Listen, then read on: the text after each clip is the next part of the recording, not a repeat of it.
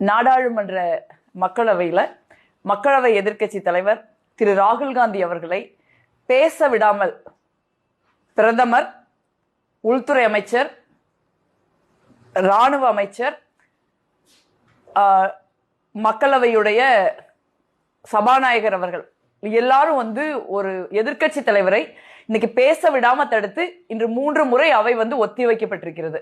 ராகுல் காந்தி அவர்கள் பேச விரும்பின விஷயம் என்னன்னா, இந்தியாவினுடைய பாதுகாப்பிற்கு 2020 ஒரு பிரச்சனை சீனாவால ஏற்பட்டிருக்குது.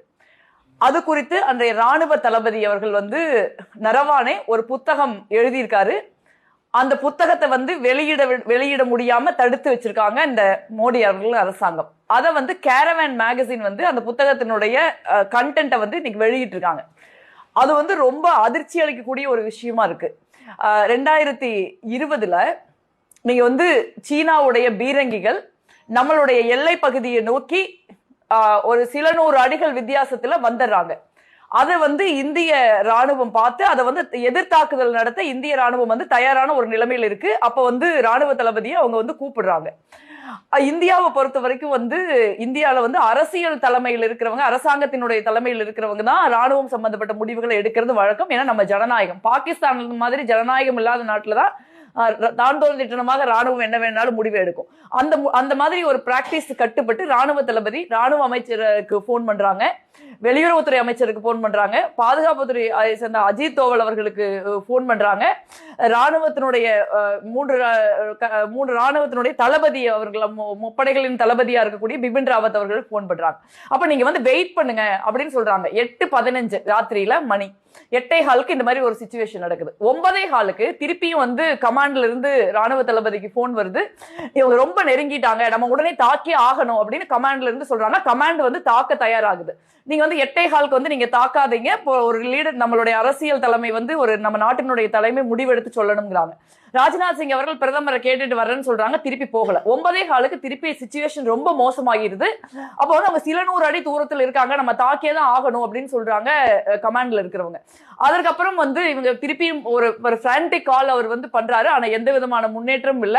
இதே மாதிரி 10:15 ஆகிருது. 2 மணி நேரம் ஒரு வேஸ்ட் பண்ணி ஒரு நாடு மிகப்பெரிய ஆபத்தில் இருக்கிறப்ப எந்த விதமான முடிவையுமே எடுக்காம 10:15 மணிக்கு மேல பிரதமர் சொல்றாரு, நீங்க என்ன முடிவு எடுக்கணும்னு உங்களுக்கு தோணுதோ எடுத்துங்க அப்படின்னு.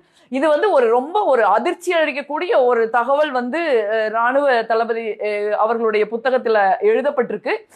எப்படி 2 மணி நேரம்ங்கிறது ஒரு குரூஷியலான டைம் ராணுவத்தை பொறுத்த வரைக்கும். அது கிட்டத்தட்ட 2 நாளுக்கு சமம். சோ அந்த மாதிரி இருக்கிற ஒரு சிச்சுவேஷன்ல இந்தியாவுடைய பாதுகாப்பு சீனாவால அச்சுறுத்தலுக்கு உள்ளாகி இருக்கிற ஒரு சிச்சுவேஷன்ல நான் எப்ப பார்த்தாலும் நான் 54 இன்ச்சு மார்பிள் லவர் அப்படின்னு சொல்லி இப்போ ஒரு பெரிய ஒரு ஸ்ட்ராங் லீடர் மாதிரி நரேந்திர மோடி அவர்களை சுத்தி ஒரு பிம்பம் கட்டமைக்கப்படுற ஒரு சூழல்ல நீங்க இப்படி ஒரு முக்கியமான நேரத்துல சீனாவுக்கு பயந்துகிட்டு எந்த விதமான முடிவையும் எடுக்காம ஒரு பிரதமர், ஒரு அரசாங்கம் அதை ஒரு ராணுவ தளபதி தலைமையில சுமத்தி இருக்காங்க அப்படிங்கிறது ஒரு வரலாறு காணாத விஷயம்.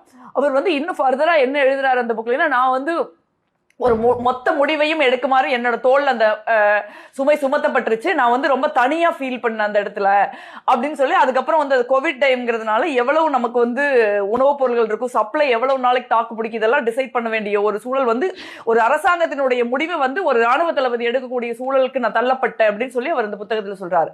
இந்த விஷயம் ராகுல் காந்தி அவர்கள் பேச ஆரம்பிச்ச உடனே தங்களுடைய ஃபெயிலியர் தன் நாட்டை அதனுடைய பாதுகாப்புக்கு ஒரு மிகப்பெரிய ஆபத்து ஏற்பட்ட சூழலில் நிலையில ஒரு கிரிட்டிக்கலான டைம்ல எப்படி நரேந்திர மோடி அவர்கள் முழுக்க நாட்டினுடைய பாதுகாப்பை சீனாவுக்கு பயந்துகிட்டு கை கழுவிட்டாரு அப்படிங்கறதான் இன்னைக்கு ராகுல் காந்தி அவர்கள் சொல்ல விரும்பினாரு.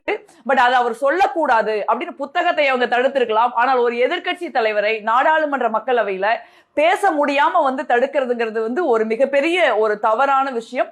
ஒரு இந்திய சுதந்திர வரலாற்றிலேயே ஒரு நாடாளுமன்ற மக்களவை எதிர்க்கட்சி தலைவரை பார்த்து அந்த அவையினுடைய சபாநாயகர், நீங்க சீனாங்கிற பத்தி பேசக்கூடாது, ஒரு நாட்டின் பாதுகாப்பை பத்தி பேசக்கூடாது, நீங்க பிரசிடென்ட் அட்ரஸ் பத்தி மட்டும் பேசுங்க அப்படிங்கிறாங்க. குடியரசுத் தலைவர் உரையில நாட்டின் பாதுகாப்பு குறிப்பிடப்பட்டிருக்கு. அப்ப குடியரசுத் தலைவர் உரை மீதான விவாதம்ங்கிறது அவங்க என்ன சொன்னாங்க, குடியரசுத் தலைவர்ங்கிறத கருத்து அவங்க என்ன சொல்ல தவறிட்டாங்க அப்படிங்கறத பத்தி சொல்றதா வழக்கமா நாடாளுமன்றங்கள் இரு அவைகளிலும் விவாதத்துக்கு உட்படுத்தப்படும். அப்படி ஒரு விவாதம் இன்னைக்கு நடக்க விடாம தொடர்ச்சியாக 3 முறை ராகுல் காந்தி அவர்களை பேச விடாம ஒரு ஒரு உட்கார்ந்திருந்தாங்க. அவங்க 3 பேரும் பயந்த காட்சியை நாங்க கண்ணால பார்த்தோம். பிரதமர், உள்துறை அமைச்சர், ராணுவ அமைச்சர் 3 பேரும் மிகப்பெரிய பதட்டத்தோட தங்களுடைய இயலாமை, தங்களுடைய தோல்வி, தங்களுடைய தைரியமின்மை வெளிப்பட்டுச்சு அப்படிங்கிற ஒரு சூழல்ல இருந்திருந்தாங்க. அதுக்கப்புறம் பிரதமரும் உள்துறை அமைச்சர் அவையை விட்டு எந்திரிச்சு போயிட்டாங்க. தொடர்ந்து ராஜ்நாத் சிங் அவர்கள் அவையில உட்கார்ந்து நாடாளுமன்றத்துல ராகுல் காந்தி அவர்களை பேச விடாம பண்ணாங்க.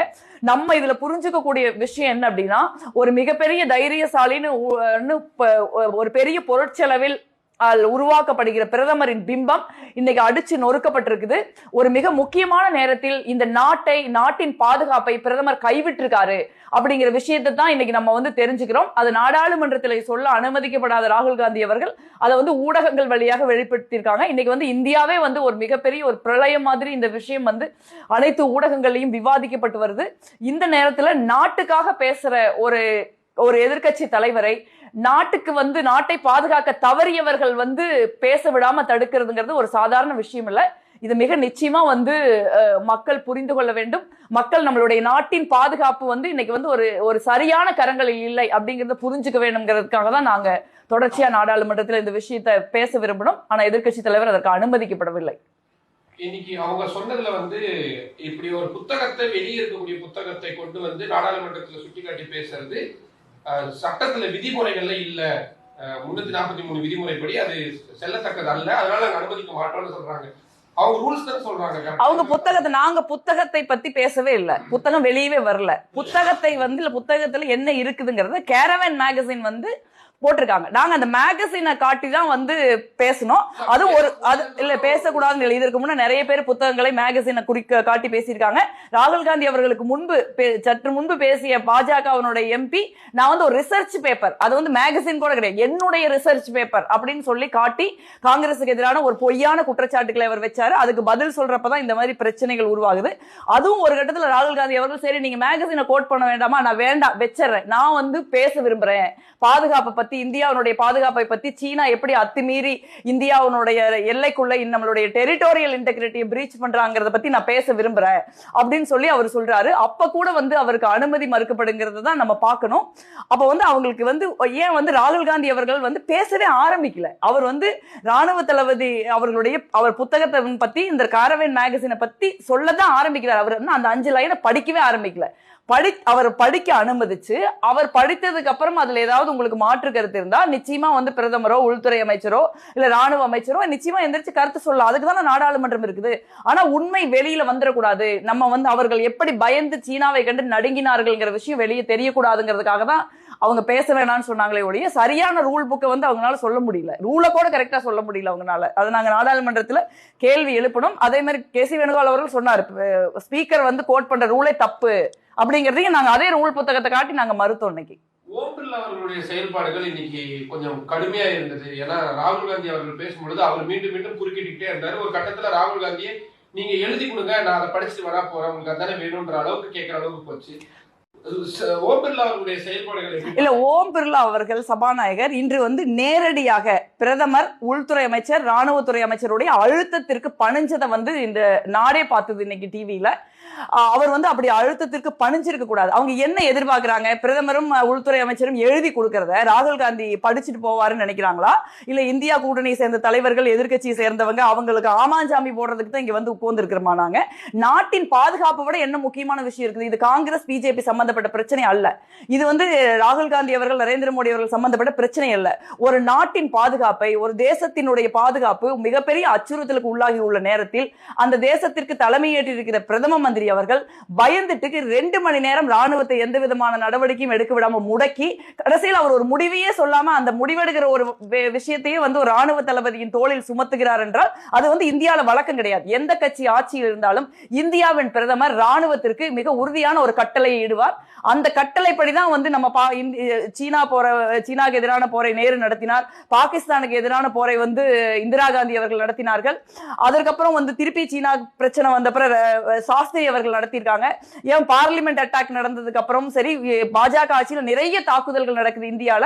அப்போ கூட அன்றைய பாஜக பிரதமர் வாஜ்பாய் தான் முடிவுகள் எடுத்திருக்காரு. ஒருபோதும் இந்தியாவின் பாதுகாப்பு பிரச்சனையில் ஒரு நெருக்கடியான நேரத்தில் முடிவெடுக்க முடியாத ஒரு பிரதமரை இந்தியா பார்த்தது கிடையாது.